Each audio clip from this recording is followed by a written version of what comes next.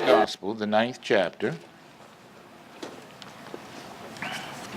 You had read verses 14 through 27. I will just intermittently bounce through there with reading only certain verses. Beginning with 14. And when he came to the disciples, he saw a great multitude around them, and the scribes disputing with them. Immediately when they saw him, all the people were greatly amazed, and running to him, greeted him. And he asked the scribes, "What are you discussing with them?" And then one of the crowd answered and said, "Teacher, I brought you my son, who has a mute spirit, and whenever it seizes him, it throws him down. He foams at the mouth, gnashes his teeth, and becomes rigid. So I spoke to your disciples that they should cast it out, but they could not." And let's go down now to verse number 23. Verse number 21. So he asked his father, "How long has this been happening to him?" And he said, "From childhood. And often it has thrown him both into fire and into water to destroy him. But if you can do anything, have compassion on us and help us." And Jesus said to him, "If you can believe, all things are possible to him that believes." I'd like to talk to you today about the subject, a prowling giant. A prowling giant.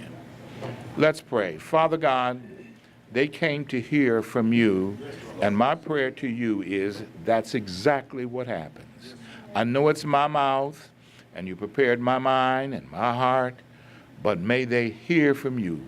Just use me as a vessel to carry your word, like one would carry a bucket full of water.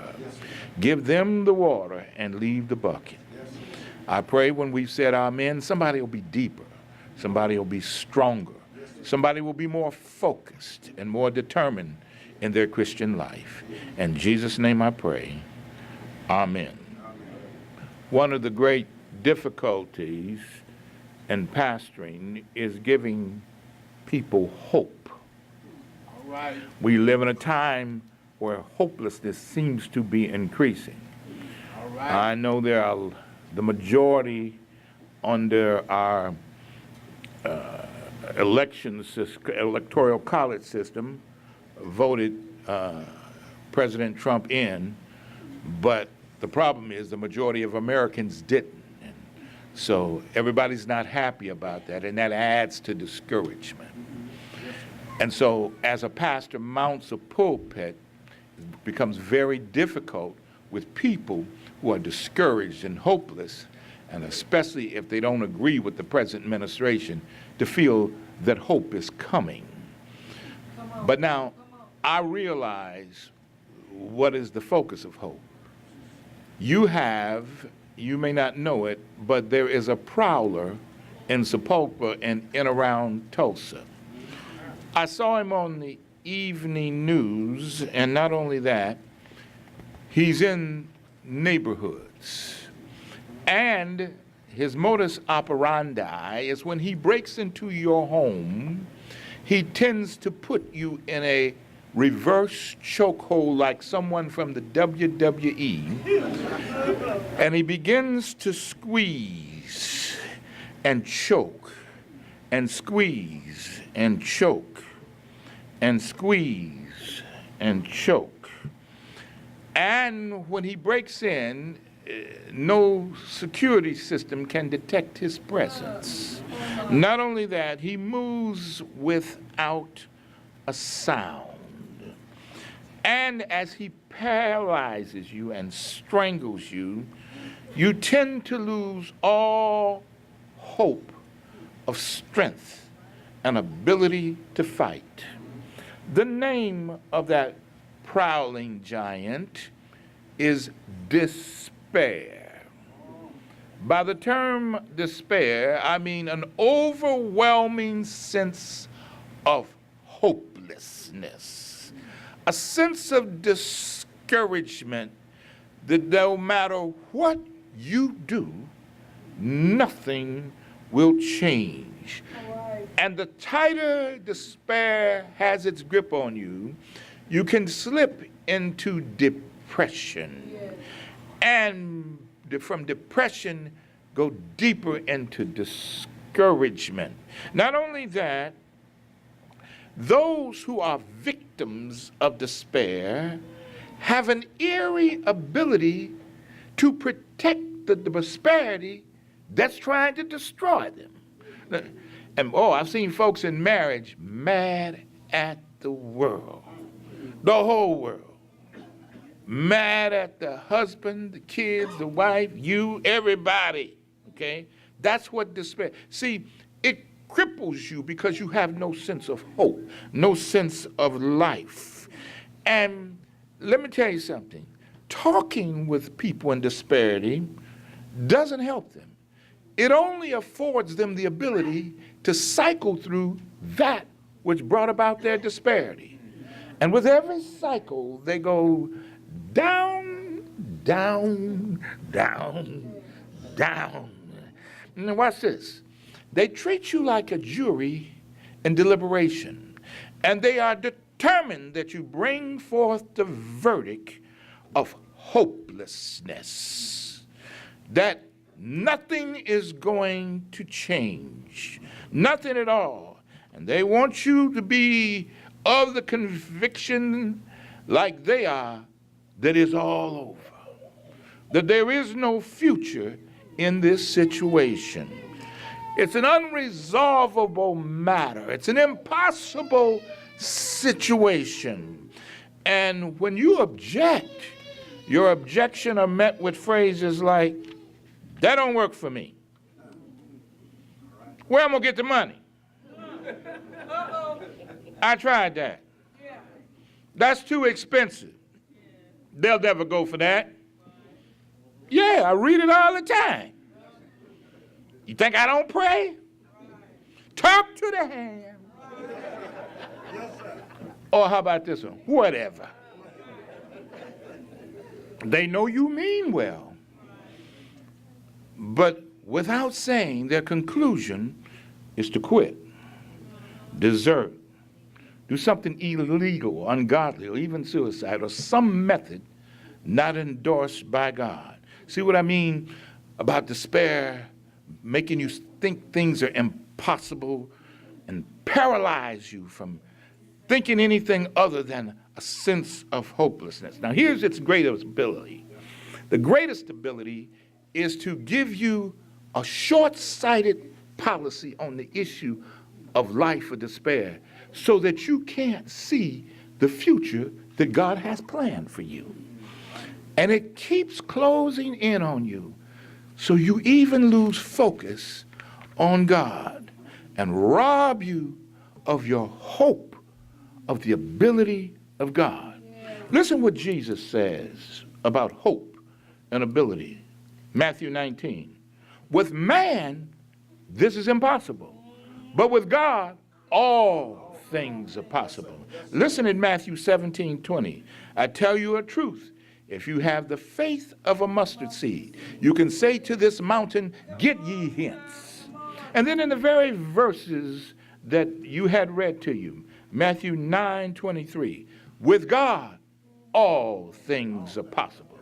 Let's go to the biblical text. A man has a son that is demon possessed. He has seizures and he convulses and he breaks out.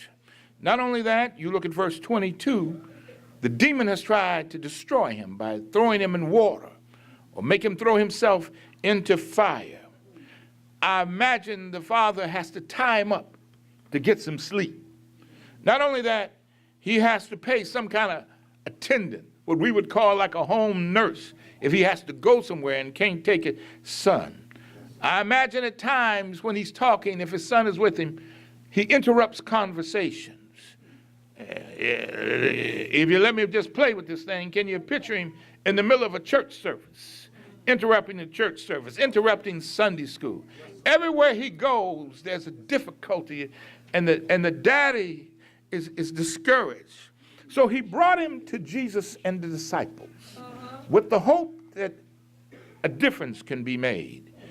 And instead of, stay with me now, instead of his son being healed, the disciples and the religious leaders got into an abstract theological debate. Now, Reverend Day, I don't know what they talked about.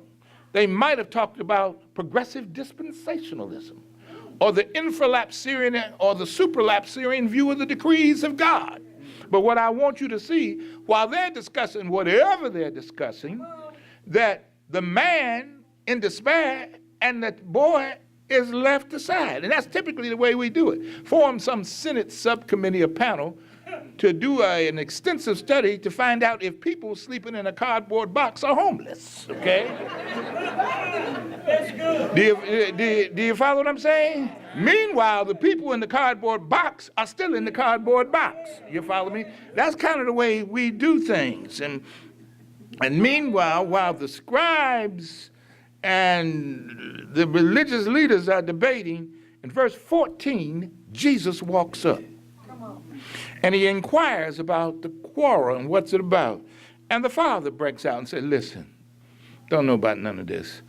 All I want is help for my boy. Come on. All I want is help for my boy. That's all. I don't know about no infralap and sublap. All I want is help for my body. And I thought, probably was wrong, I thought maybe you and your disciples could help us.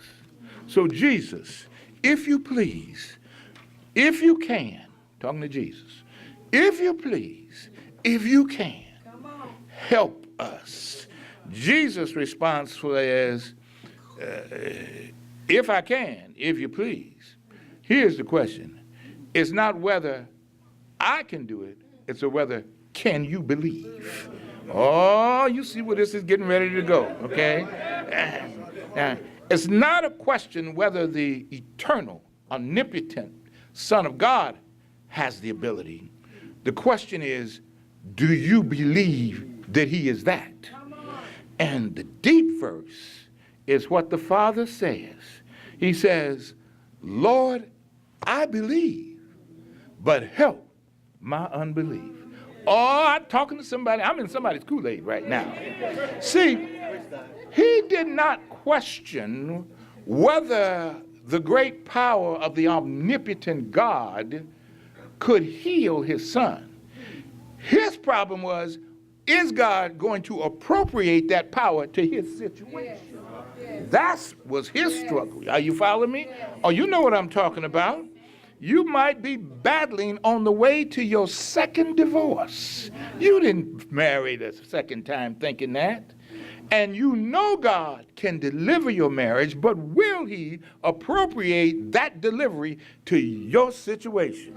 Oh, you have to say amen. I'm talking about somebody now, okay? Now, well, watch this.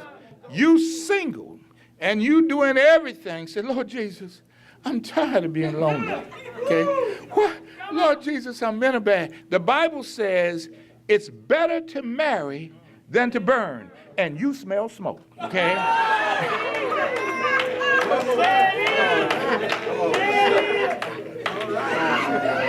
Your son is in prison. You don't even have the money to pay his bail bond. You follow me? You know God's got the ability, but will he appropriate that to your situation? Lord, I believe, but help my unbelief. He's saying to Jesus, Jesus, I've been wrestling with this since he was a boy. Doctors have given up. Not only that, medicine don't work at all in this situation. The mother's never mentioned. She probably left the situation. Friends don't invite me to their affairs anymore. I ain't been invited to a wedding for the longest. I've been invited to a friend's party for the longest. Now, giant despair has come into my house and got me in a reverse chokehold. I done quit singing songs like, the Lord will make a way somehow. I done quit singing songs on like, great is thy faithfulness. I done quit singing songs like, Lord, make a way somehow. I done quit singing. All I do is dust off them old B.B. King and Bobby Blue Bland records to say my health is failing and I'm going down slow, okay?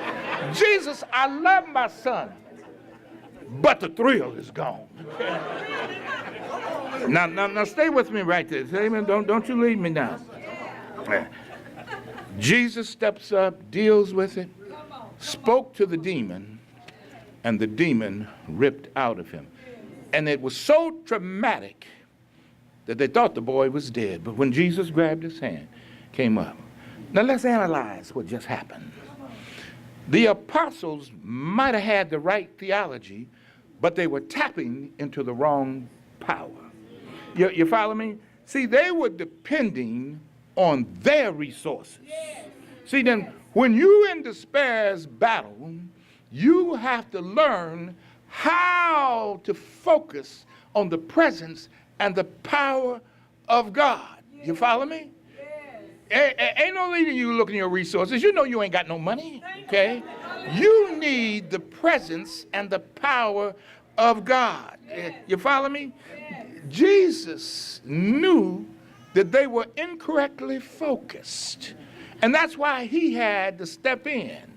He knew that they didn't know how to concentrate and create the right direction of their prayers and their whole disability in that situation. And because if you don't learn how to redirect from your pain of your circumstances, then giant despair is going to create more strength and tighter. And he'll have your head back that someone will think you in a psychological trauma. You follow me? You got to look beyond the power of the demon. You got to look beyond your pain. You got to look beyond your past circumstances. You got to look beyond your past discouragements. You got to look beyond all of the earthly and superficial factors. You follow me? You've got to learn how to look for the power and capability of God. And when you do, you look at giant despair and say, you know what, you ain't a giant after all, okay? You've got to learn how to do that. Now, you ain't, now listen, you can get mad at me, but I don't care. I'll be gone Monday, okay? It ain't gonna work. You just show up in church every now and then, Christmas, Mother's Day, and Easter. Okay, that ain't gonna work. Giant despairs are out going through pews looking for them kind of people. You follow me? Hearing a message but falling asleep on the message. Lord have mercy. Preach, bird. Tell them about themselves, okay? You've got to focus on the power and the presence of God. You got to learn how to do that. Not the pain, not the problem, not the challenge. And you got to quit counting your money over and over and over and see if another dollar bill showed up there, okay? You got to stop all of that kind of stuff.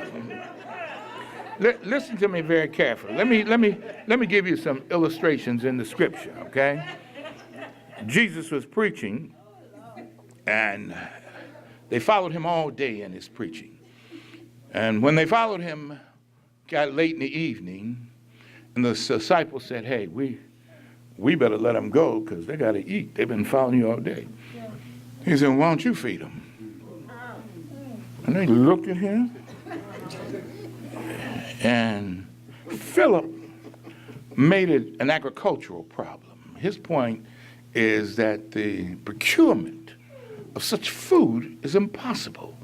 The cost, the maintenance, the security, we couldn't, the time it would take, the food would rotten and the rats and all would be eating them up and the pestilence would eat them up.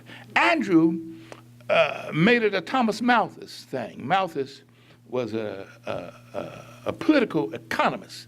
His theory was there'll never be enough food to feed the whole population. The population will always grow faster than we can process food. And then somebody said, oh, we got a little boy, got a little lunch. He got a few pieces of catfish and some cornbread. It ain't Jiffy now, but it's some corn. Jesus said, bring it here, okay?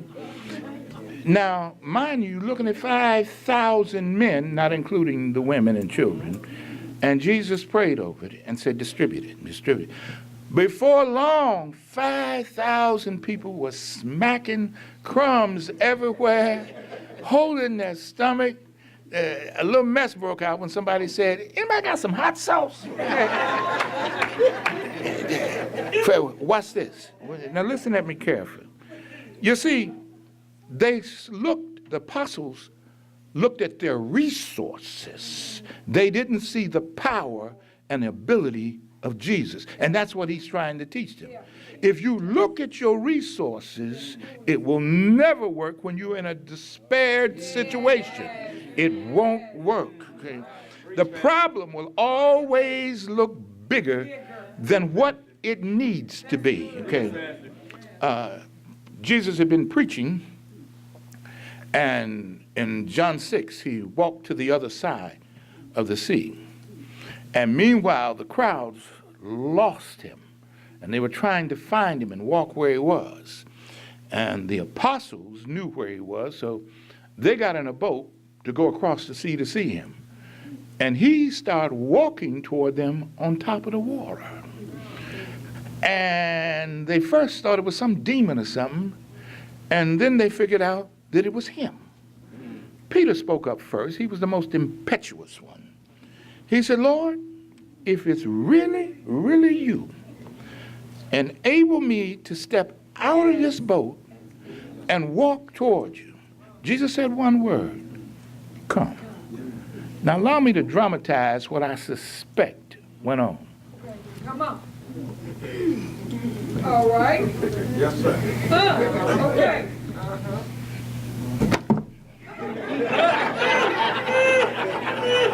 Yes, sir.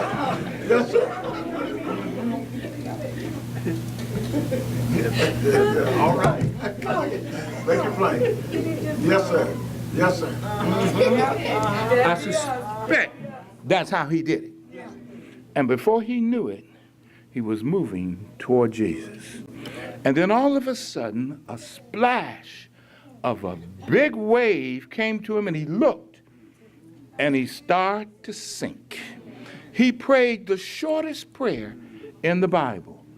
Lord, save me.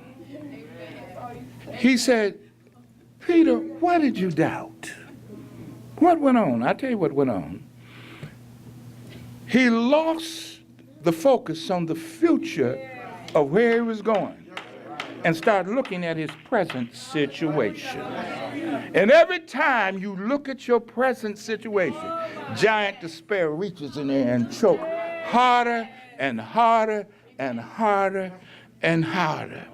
You've got to learn how to look to the future of which God's got planned for you, rather than assuming your present situation is going to dictate your end.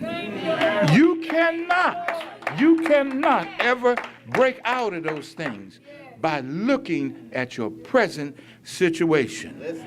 I'm telling you, never give up. Amen. Always say, God, you're all I got.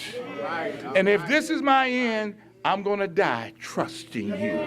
You've got to come to that. Because if you don't every time despair, and I've seen people been in despair a long time. And see, they start to get bitter and angry, start getting mean. And for some reason, not worshiping God is a solution. They quit going to church. Not worshiping God, they believe is a solution. All you got for your future is to trust God. Oh, no, you can't see it. But you got to trust him that he is committed to your future. Now listen at me carefully.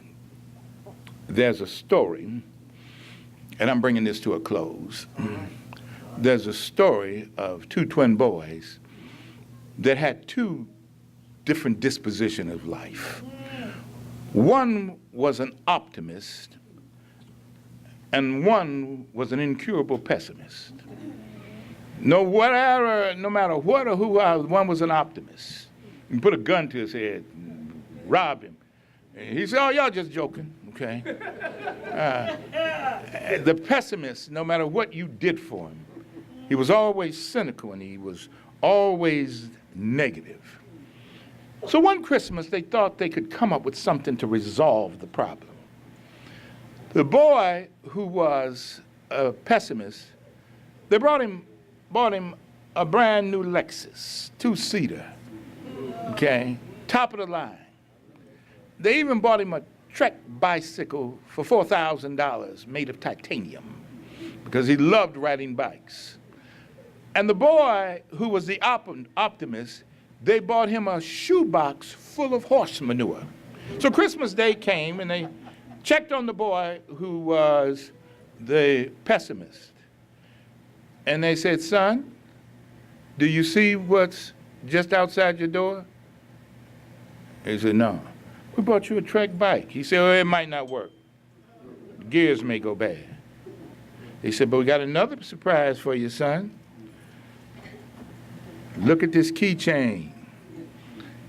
Bought you a brand new car. He said, it may not start. They couldn't believe it. They shook their head. They went down the hall, opened the door of the boy who was the optimist. He was saying, thank you, Mama, thank you. Horse manure all on his hands, all on the wire. He's in the middle of his bed saying, thank you, Mama, thank you, Daddy. They said, son, why are you so happy? He said, because Mama, Daddy, with all this horse manure, it's got to be a pony somewhere. Listen at me carefully. Listen at me carefully. Here's my point. Your circumstance should not dictate to you what your end is going to be. Everything you know and have learned about God, you need to appropriate that when despair has you. You have to do that. You never give up. Never come to the belief that it's all over. Because it ain't over until God says it's over. You stay right there. And once you do that, you will learn to listen to the music of the future while dancing in the present. Listen, love your pastor. Learn from him. Things about despair, things about your spiritual walk, and you watch the highway divide so you can go wherever God leads you. God bless you and happy anniversary.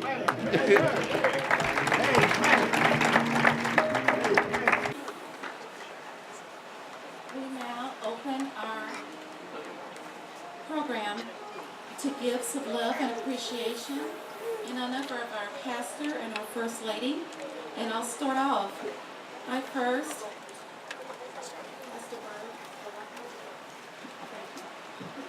Thank you, sir. Thank you. Minister St. Foster.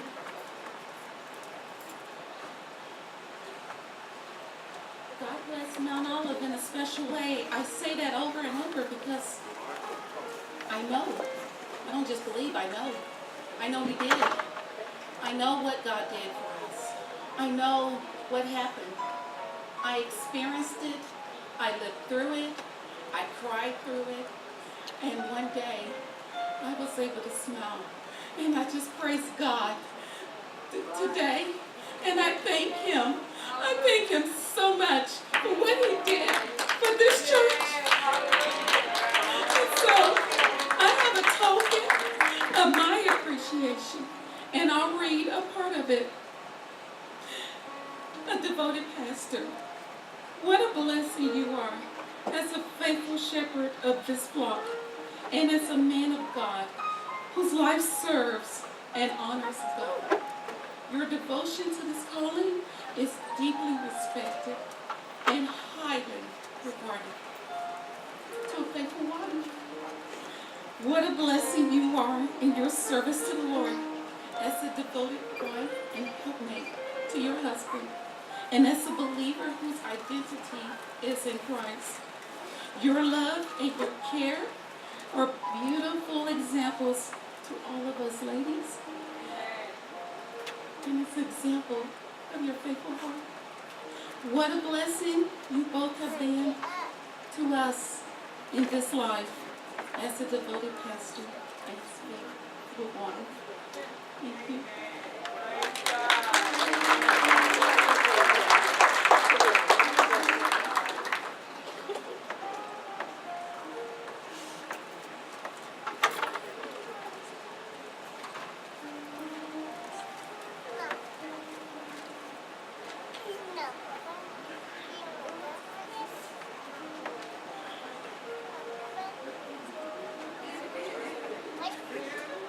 Good morning.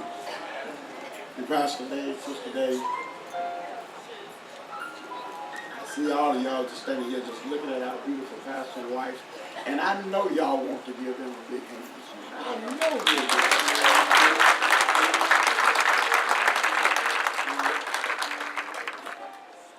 do. My good friend over there.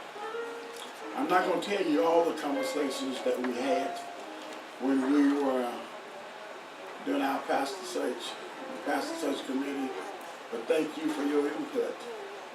Yes, sir, thank you for helping us. On behalf of the deacon ministry here at the Mount Olive Baptist Church, Pastor Dave, we would like to give you this token of appreciation. Deacon ministry, will you stand please?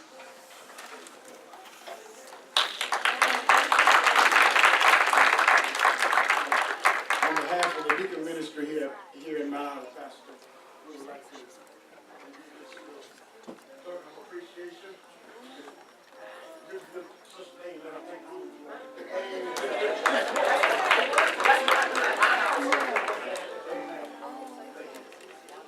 So since he done the deacons on behalf of the deaconess and our president, Sister Margaret Nelson, who is not able to be here, we present our token of love to Sister Janae.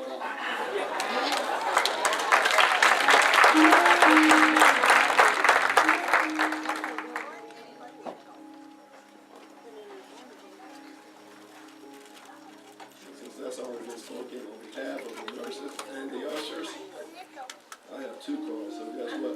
Y'all both get one.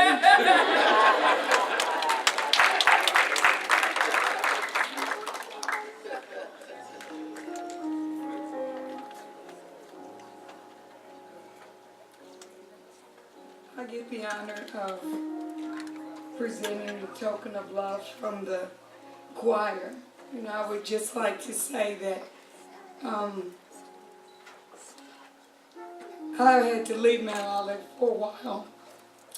And I had been here 27 years. And I had to go a season away from Mount Olive.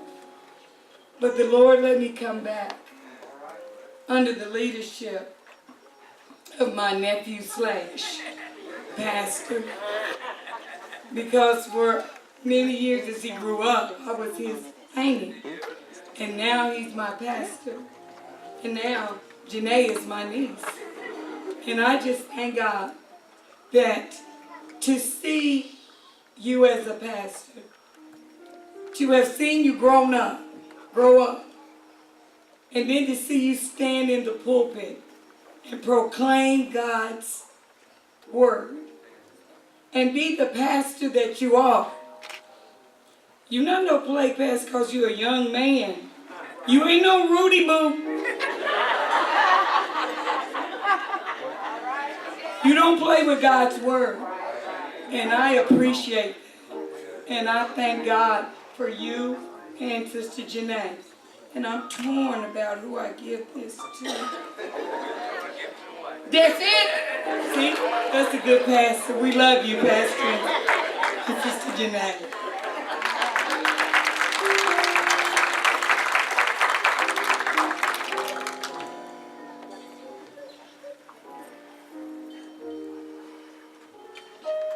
Would all of you please stand up?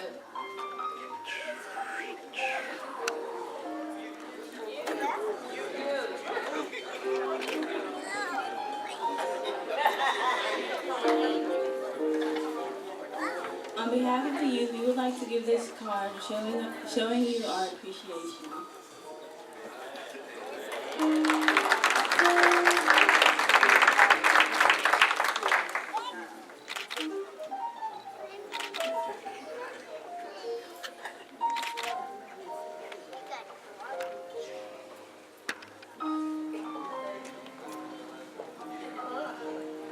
Pastor Day and Sister Janae, on behalf of the Christian, I used to be Christian education, I'm having senior moments. On behalf of the pastor's aide, Brother James Back is our president, and I would like all the pastor's aide members to please stand. There are some that are missing, Pastor, and I want you to know, I asked them to stand because I asked them to do this, and they said no.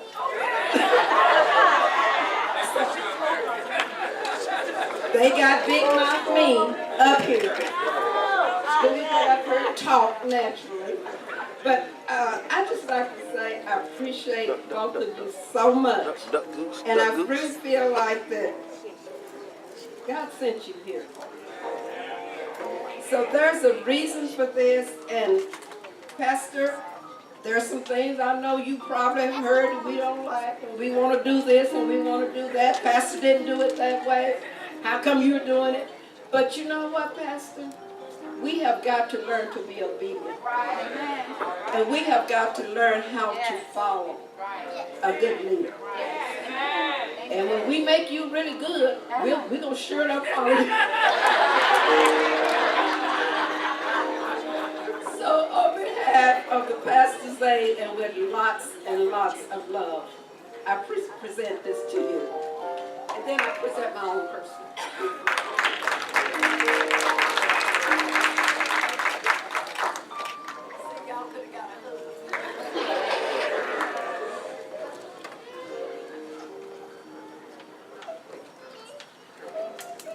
Like Sister Marcia, she was the aunt, I was the other mother.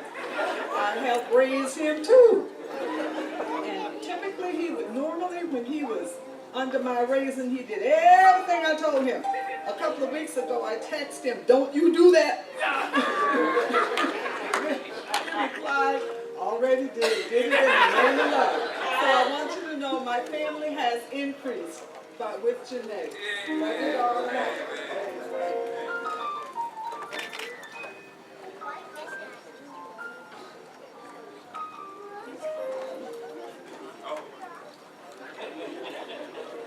Right. I'm not going to get up and speak, okay? But I'm supposed to read what's on this cup. And you'll get it at the end, okay? I think I've heard preachers say that before. Families are like, church families are like fudge, mostly sweet and full of nuts. To Sister Janae, on behalf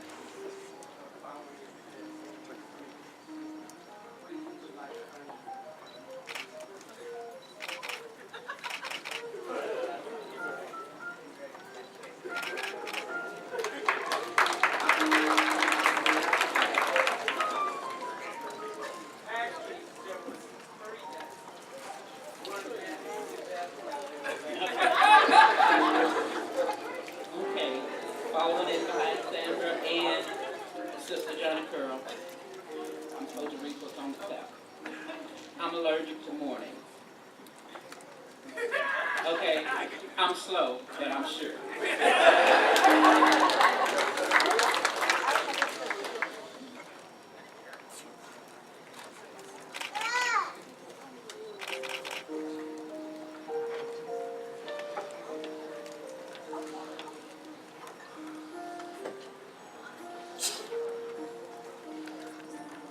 Pastor, one moment.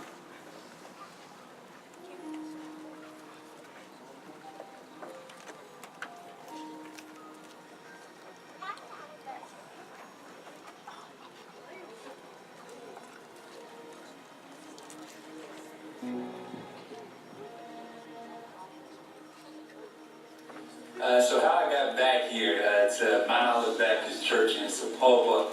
I actually moved because he had a job offer where his company was moving to Atlanta. We moved to Atlanta, and there was a specific reason God wanted me in Atlanta. I was able to see different cultures in the church, and we visited various churches when we were looking for a church. And I realized this thing was bigger than just my community. That on a global scale, God was doing things, so many great things, and it wasn't about the way we worshiped or how we worshiped, but it was about God. So the songs were different, the people were different, and they spoke volumes to me to be around other cultures and how they praise God and worship God. But we were still serving the same God. And I believe that's why I moved to Atlanta, was to see the diversity in worshiping God and the people who were a part of the body of Christ.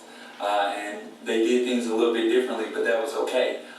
When my father actually had another job transfer to Chicago, and when we went there, we were at a church called Jubilee Baptist Church, and at that church is where I learned biblical discipleship and on a contemporary level, and how to be a strong follower of the Lord Jesus Christ, and how to teach people to be disciples in a modern, contemporary way where they can understand the text and also become strong Christians and apply the truths of God's Word and biblical principles of God's Word in everyday life.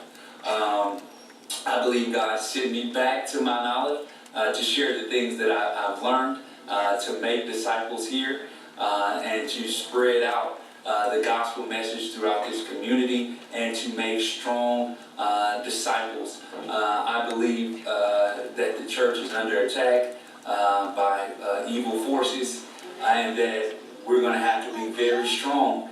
And it's not like how it used to be, where pretty much you can go anywhere and you can find a believer.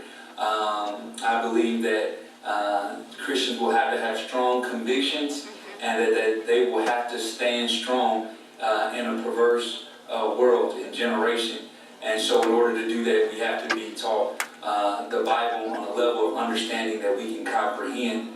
And so I believe God sent me back to Sapulpa, and knowing the history of this church, that it was pastored by so many great pastors, including Henry T. Busby, and he left a tremendous legacy and biblical teaching and standing on the truth of God's Word with his character outside of these four walls and inside of these four walls. So he was an extreme man of integrity, and I pray that I represent those same values at this church and beyond these walls.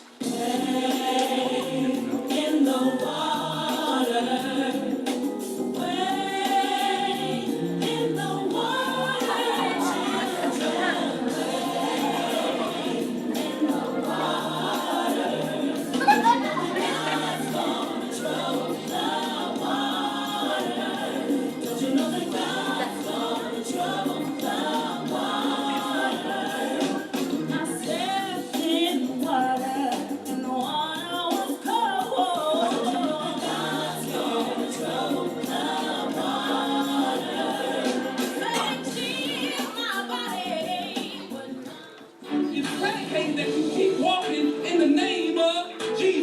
When you start to walk in your own name, that's when you start to feel some elements of what you used to do. You gotta keep walking it. That word actually means keep walking. Like Peter told this man, keep walking. Keep striving in the name of Jesus. I know when y'all elected me, y'all didn't think I was gonna shake some things up. But guess what? Some things gotta be shaken up. That's why God sent me here, to shake some things up.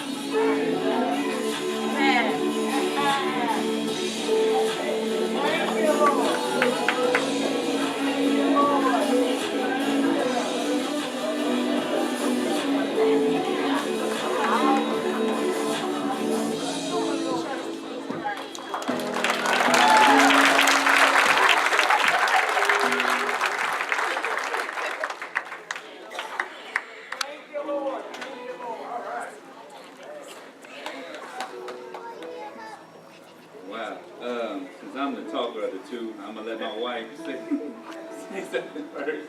Because he's a talker, I shouldn't have to say anything. We are so incredibly humble and so grateful, so incredibly grateful to be here. I was not gung-ho about necessarily moving at first. Amen. God definitely has blessed us with where we landed, and I thank every single one of you here. Just your generosity, your love, we feel it. My kids feel it, so. But we are so appreciative. So I just wanted to say thank you.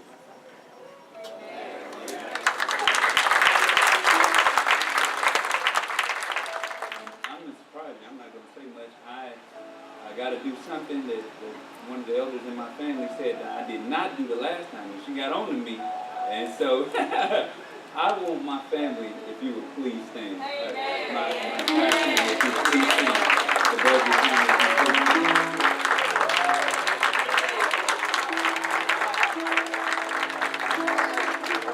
Y'all want to sit down fast? I thank you. I appreciate you. Thank you for your support. I really appreciate you. For all those who have come out in the community, King Solomon, well represented, thank you so much. All the other churches in the community that came out to help us celebrate the ministry that we've done in this 1 year. And we're not going to stop. We got a lot of stuff to do. A lot of work to do. Amen. And so, but we want to thank you. Manala, I love you from the depths of my heart.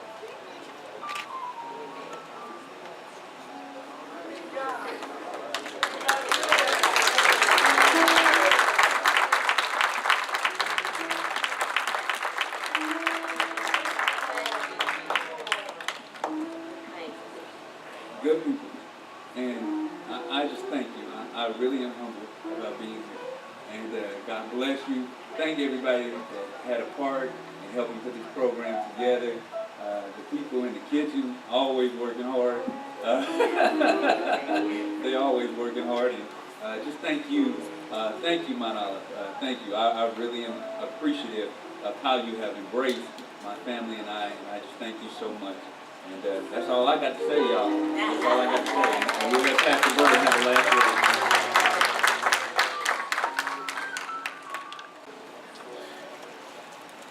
You have a fantastic pastor, and I am encouraged to see how you encourage him. Keep that up. Keep that up. Now, I forgot I said I wasn't going to say much. I mean, Jubilee, I have people from Jubilee travel all the way from Illinois. The Jubilee thing.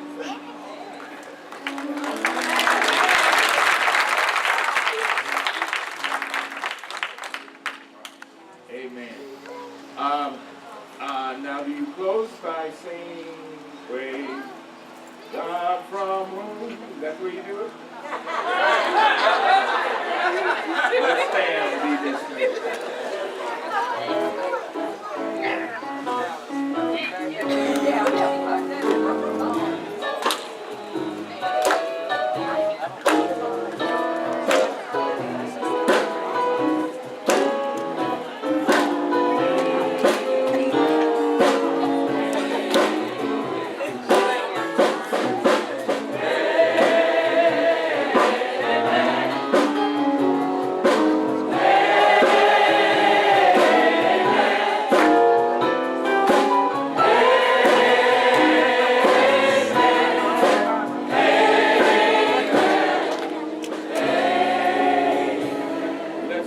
Father in heaven, we thank you for this day. We thank you for our time together. I'm just excited about all the smiles and the people who supported the man that you providentially brought here. The wife you brought, the babies that you brought, so that this church will look exactly like you wanted it to look, and this light will stay lit in this community. We thank you so much, Father. We pray that the food we're about to take of, that you would bless it, use it to strengthen our body. Now unto the King eternal, immortal, invisible, only wise God, be honor and glory forever and ever. In Jesus' name I pray, and the people of God said, Amen.